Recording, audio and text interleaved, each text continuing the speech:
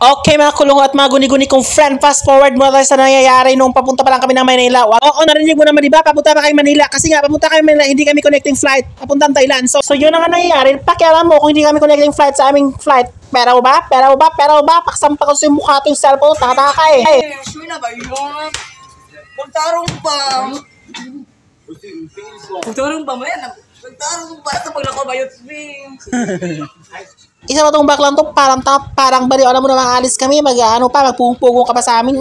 Baka, isang pa ako sa pagkailan ng cellphone, tanga-tanga ka rin eh. Huwag mo kakapugong ng pugong, palis na kami. So yan nga, habang palabas na kami ng bahay, kitang-kita mo naman sa mga mata ng friend ko na, syempre nalulungkot sila, no? At huwag na natin padagalin pa, syempre, pagdating namin sa sa malapit na kami sa airport, syempre, sumakay kami ng van kaya nakapunta kami doon. Alam nga naman, hindi namin mararating yung puntahan namin, nakasakay kami ng van, tanga ka ba? Basta nga ako. So yan, kumakain muna kami ng tinatawag namin Jollibee. So yan na, papunta na kami doon, papasok na kami doon sa airport pagkatapos ito kumain sa Jollibee. So yan na ganito lang muna ha. Ganito muna ang setup natin. So, alam niyo ba kung ano yan, yung bilog niyan? Ano yan tawag niyan, hindi ko alam, basta yun na yun.